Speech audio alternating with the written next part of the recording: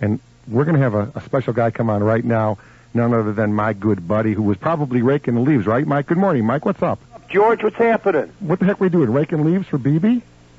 You know what I'm doing? I had a new driveway put down, a brick driveway. Oh, my God. You know, when you first get something new, it gets a little dirty. You know, the guys just left yesterday. There's leaves, stuff. I'm just pushing. I'm brooming it off, George. I'm doing a little work, getting a little workout before the big turkey. Mike, there's nothing wrong with your driveway. It was beautiful. I was there at a huge party you had for you and Doug Buffone's Wjjg celebration not even 3-4 months ago, and the driveway was mint condition perfect. Well, you know what? There was a couple things going wrong with it, and, you know, we decided to get it bricked. Forget about the cement. I said, let's get it bricked. It will make the house look nicer. And I decided to do it, and we did it this week, and they got done. They did a great job. Well, in case anybody fell off a planet here or came in from Mars, we're on the line with, I'm personal about it, Mike, the best sports commentator we've ever had in this city for sure. And I've listened to lots of people in Los Angeles and New York, and they've got some good people out there in those big cities, Mike, but you've done it incredible for 11 years. The story is amazing, and you're at the Score, of course, Sports Radio 670, and you keep pinching yourself, right? Because you freaking get better every day, damn it. Especially today, though.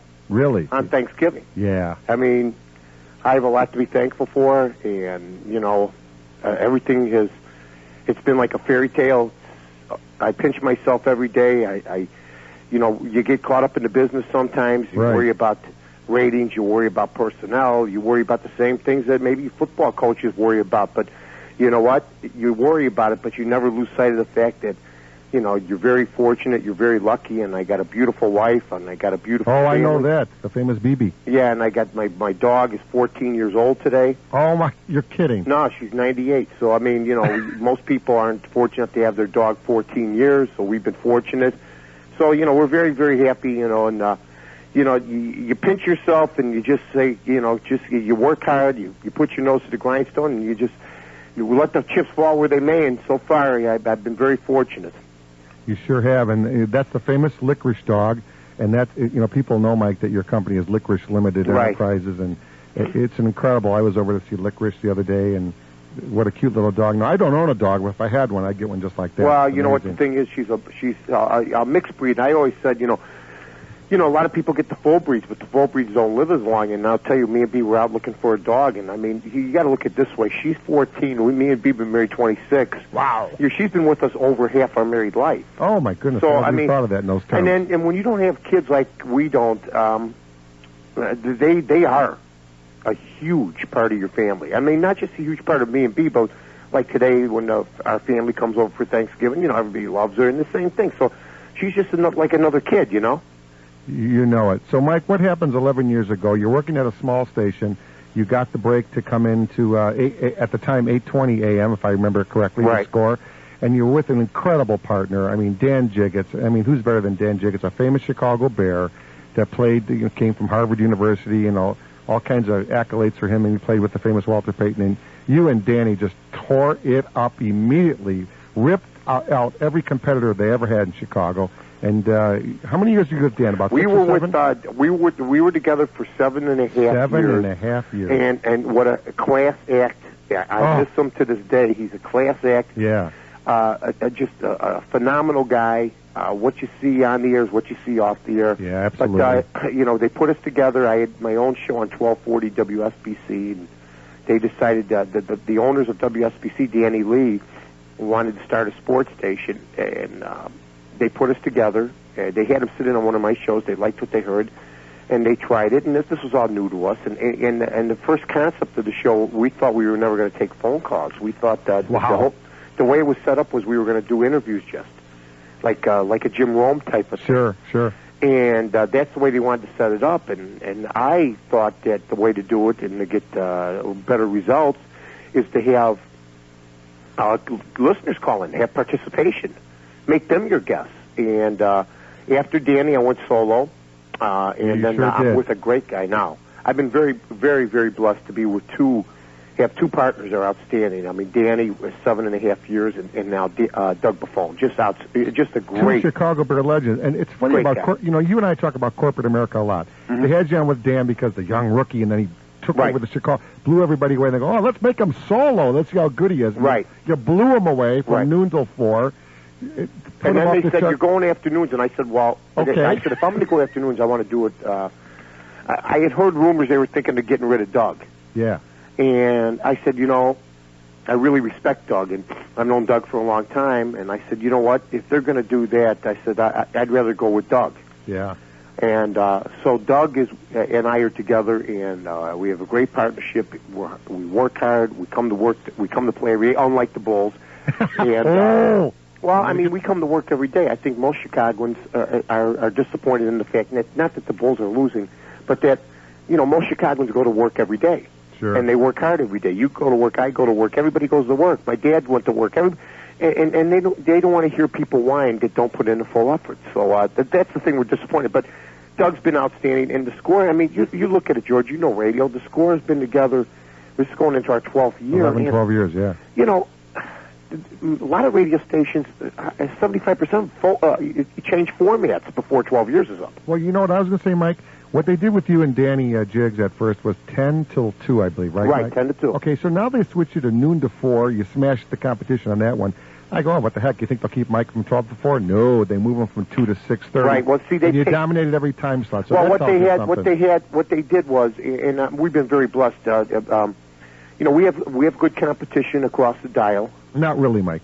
Well, I'm just saying that. I mean, they try. We've won, but the thing that's phenomenal is that Doug and I have won our first 4 books together. We've only been together a little over a year. People don't realize it. Oh, that's true. Yeah. A lot of people think we've been together 2-3 years.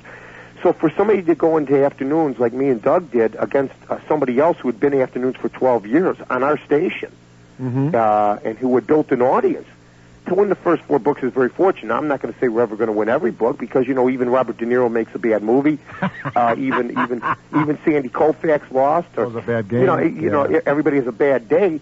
But so far, so good. But I think the thing that it makes the score is that we welcome the people in just like you'd welcome the people in if you owned a restaurant or whatever. Sure. And we're very, very, very fortunate that we've been together this long because, like I said, we've seen guys come and go. We've seen formats come and go. And we've seen stations come and go. Sure. Mike, the one thing I do miss, and I don't know if Drew Hayes, your boss, is ever going to care, but do you miss the transitions between the segments? I thought that was awesome when you would come out with Danny Wjjg and go head-to-head with, in those days, Terry Bliss. That was fun, don't you think? We do, but you know what happened, especially now with corporate America and with the commercial load. We would come on to sign off at 2, and Boris and McNeil would come on at 2. Yeah. And we'd go back and forth. It was only supposed to last 5, 6, 7, 8, 9, 10 minutes. Well, what was happening was things were so heated. There was so much going on. Sometimes there was animosity between the hosts that we'd go till 2:20. The next thing you know, we're backlogged on commercials. So, who cared, Mike? It was awesome. Yeah, you're right. And maybe someday we'll be back. Yeah, you guys are. I know you're doing a lot of remotes, and you have a great song you just did. We're the kings of remotes. Doug and I during the summer, I think something like 27, 28 remotes in 3 months. Yeah. Which is unprecedented in radio. And we've done more remotes than any duo or any people in radio history. I mean, we go all over the place. But I like that. I like going out. I like meeting the people. I like having fun. Sometimes does it get weary? Yeah, we're human. But most of the time, it's really a lot of fun. Mike, people don't understand how incredibly technically difficult it is to do a remote at a Hooters. Now they think I'm crazy, but the equipment alone takes like 2 hours to set up. I've helped with the guys. The technical lines going back and forth, and there's so much can go wrong. It's amazing. Greg Lane is the best in the business. Greg Hedgehopper Lane, right. John Carey, and the staff. We miss him. Yeah, we had a different guy the other day, and he did a pretty good job too, Nick Kepner. But Greg has been with us all over the world. He's been with us in London. He's been with us, to the Super Bowls. He's been with us everywhere. We're going to Spain in February. I mean, my goodness. I mean, so he's been with us everywhere, and he really means a lot to the program.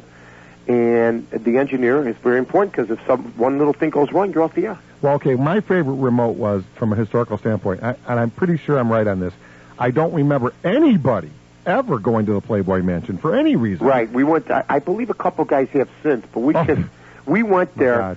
And it was Jesse Rogers, who's my boy, was my former producer, and it was I believe I was solo, I think you were, Mike. I yeah. was solo. Yeah. And it was Hugh Hefner. It was the Millennium Celebration. That's what it was, yeah. And it was a lot of fun. And it was, every guy's dream to go to Playboy Mansion. To be honest with you, I wasn't that impressed. I'll be honest with you. What didn't you like about specifically? You know what? It was too plastic. Really? I mean, nothing against Literally. Hef. I love Hef. Yeah. I love Hef. But you know what? I mean, it was filled with phony people. And I'm not saying Hugh was phony. There's not a phony bone in Hugh Hefner's body. Right. But the chance to meet him, and I brought him a Steinmetz T-shirt. Wow. And a Steinmetz cup, and a Steinmetz sweatpants, and stuff like this. And usually he takes gifts from people, they said, and he puts them, in this room. That's off to the main door there, right? Mm-hmm, mm-hmm. He had the guy bring it up to his room. So I got him the Steinmetz T-shirt, and he went to Steinmetz in Northwest and side, he was really yeah. touched by that. So it was good. But I think I think the remote I'll remember most was the remote we did at Jordan's. Yeah. Jordan's restaurant. The day he retired. Oh yeah. Crazy. I went there. It was crazy. Yeah. There was police all over the place. Oh my God. The day he retired, Jim Lefebvre got fired on that same day. Wow. And the White Sox had lost the playoff game that night. The night before. Yeah. That was a big day. But the day that Jordan retired, to be at Jordan's restaurant, I won't forget that. The screaming and the yelling. You must have a headache when you leave these places with all the cigar smoke, of course. You know what? Doesn't bother me, George. I just, you go as long as you can. I mean, if the score ended tomorrow, I could not complain. It's not going to happen because, Well, you never know, George. You know corporate America. Yeah. I'm sure you've thought in your life they would find somewhere to put you. Yeah, I'm sure you thought there were certain things that were never going to happen. Sure. And because of corporate America, I'm not a big fan of corporate America. I liked it when Danny Lee owned it better than anything. Sure. I mean, you want to take out, you want to buy lunch for 4 people. You got to go through a big rigmarole to do that. I mean, Danny Lee used to say, "Did you buy lunch?" He goes, I go, "Yeah, I bought lunch for 4 of the staff." He goes, "All right, it'll be in your check." To reimburse. Absolutely. Now you got to go to New York. You got to call New York for this. You got to call New York for that. So it is a pain in the rear end. But hey, we're working. I'm happy. I'm not complaining. It's Thanksgiving. Absolutely. And now I'm going to cringe when I'm going to ask you this, but how can these guys, these players, complain about the new coach that's going to be Skiles here? Well, that tells you... These frickin' lazy bastards. That tells you they have no character. I'm really pissed off. That tells you they have no character. Oh, my God. What you do with those players, you get rid of them. Oh. You got to get rid of them. You got to get rid of Danielle Marshall. You got to get rid of Corey Blunt. You got to get rid of the guys that complain. You got to get rid of Jalen Rose. I keep Jamal Crawford. He's a kid. He doesn't know anything. Yeah. And He's you know what? By the goofs. And here's the thing. A lot of these guys will benefit from him. They don't understand that. But, he's going to make Ditka look like a choir boy. Oh, boy. And this guy don't mess around. Yeah, I know. I followed his career at Michigan State. I loved him. Yeah. He was good at Phoenix, too. Didn't have much. He was great at Phoenix, played on the Magic. He had a good 10-year NBA career. He had 30 assists in one game, George. Oh, my God. I'd like to see the Bulls get 30 assists in 5 games. Oh, my goodness. That won't happen. Can you imagine what he's going to tell Eddie Curry, the kid from He's going to tell him to get in shape and be a man. Yeah. I heard the other day Danielle Marshall says, we want to be treated like men. Well, what is he talking about? We're all men. I go, well, wait a minute. What constitutes a man? That you got a penis and you make a paycheck? No. What constitutes a man is that you live up to your responsibilities, you get paid a lot of money, and that you play hard, that you go to work and put in a full day's work for an honest day's pay. And they ain't doing that. So are they men? I don't believe all of them are men. We've got an owner here, well, Joe Gentile, who's listening to you. He worked in the auto business, okay?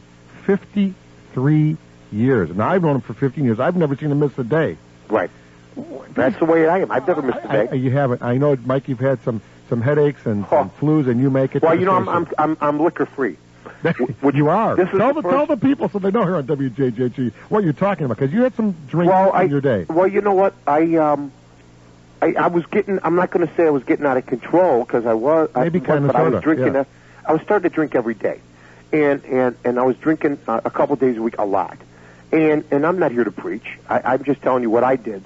I just quit. I said I will drink if I go on vacation, but when I'm in Chicago or I'm in the state of Illinois, if I don't leave the state, I ain't drinking. It's been about a month and a week and I feel great. This is the first Thanksgiving I woke up without a hangover in like 20 years. So I can actually talk to you and not slur my words, and my speech pattern's good, and I don't smell like liquor, and I had a good run, George. I mean, what was the reason, truthfully, in your soul? Tell me, why did you decide now? I really got tired of feeling lousy the next day. It just got to you, finally. I got to be honest with you. I probably worked in the 11 years. I'd say 4 of those years, because I probably was hungover 2 days a week. I probably worked 4 years with hangovers. Oh, my goodness. So, I'm saying accumulative days. Well, here's a great story. You work your butt off. You go to the remotes. You do a lot of personal appearances for charity on behalf of you and BB and all the great things you... That's my girl. My girl's the one, boy. Absolutely. And then on Sundays, you come out in the summer in 90-degree weather, play great like the major players. I know because I've covered softball for 15 years. And you play a big game at 11 in the morning up on the northwest side. And you're frickin' still good, okay? I tell people you're 50-plus. 51. You can play with most guys 30s, 20s, yeah, no and problem. I'm playing in a couple leagues this year, too, and we lost 2 games. I won a football championship this year. Oh, listen to this. Basketball, football, you've done. Yeah, I was starting to feel snake bit because I had lost in the semifinals in the 50 and over league of Washington in basketball, and we lost 2 championship games in softball. But, B says, well, Jesus, you're 51, you're getting to the championship game. I go, that ain't enough. If you're playing to win. That's right. So finally we won one in football. So I'm saying to myself, I'm to be able to still play sports. My buddy Carmen Catino's been very ill right now. Oh, really? Yeah, he's been very sick. Tell us about that, Mike. We'll put in a prayer today for him. Well, he's my attorney, and he's been my longtime friend, and he's bailed me out of a few tight jams back in the day, but we've always been very, very close. He started coming to Hot Talk State a long time ago, and he had heart surgery, and I guess something screwed up. Oh, boy. It's sort of like a stroke type thing, and he's an attorney, and he can't talk and everything else. And we're thinking, I just talked to a guy outside, we're thinking of having a fundraiser for him, but Carmen. Carmen's one of the great guys who's ever lived, so we're going to try to put something together for him and get something going, Carmen, if you're listening, God bless you. You're in our prayers, and I know we'll give the Italian prayer today. So what are you doing for Thanksgiving? Oh, going to have a big turkey. It's Greek people. We cook the turkey, Greeks. too. I just saw my Fat Greek wedding for the first time. Did you like it? No. Yeah, I didn't like Italians. Well, I've got that. Everybody's the same. They are. We're going to have I think every ethnic group has a little twist, though. Right? Sure. Every ethnic group's got some little. We'll have some lasagna thrown there. We'll have some Greek cheese thrown in there today. Okay, real quick, Derek Lee. What do you think? Good deal, right? Good deal. Oh man, he's Gold 28 Glover. years old. He's an alley hitter who hit 31 home runs. If he had played at Wrigley, would have hit 40. I mean, he hit the alleys. I think it's a great trade. Heaps up joy. I heard about him for 3 years. I looked, I saw, I said goodbye. The big Mark Grace experiment. And Jim Henry's great. And Jim Henry's a Park Ridge resident. So there you go. I'm going to be running into him sometime soon too. I saw him. The Maine South had a game. I just, he was at the Maine South game last week. I just missed him. But I know your nephew. We got a team playing for us. Your nephew Serwinski was on the great. He was on the '95 team. That they won it all. Right, they won it all. They started the ball rolling for this fine program. So wow, everything's going good, George. It's almost scary. It is, Mike. God bless you. We love you, and we're going to talk to you real soon, and maybe we'll go to Spain with you. What the heck? Yeah, why not, George? We got to get you to Athens, Greece. What do you think of that for a remote for the Olympics? I'd like to go to that nightclub, the Parthenon. There you go. That's what Shaq said. They said, were you at the Parthenon when you went to Greece? He goes, I didn't go to that nightclub. Okay. Well, God bless you. Say hi to everybody, the family, Nux and Louie and all right, Kenny and the whole boys. And happy Thanksgiving to everybody. Okay, everybody. Bye. Thanks, Mike. It's Mike North from The Score, Sports Radio 670. You hear him every day from noon to 4 on the old 50,000 water out here in the western suburbs. We'll be right back right after this. WJJG Elmhurst.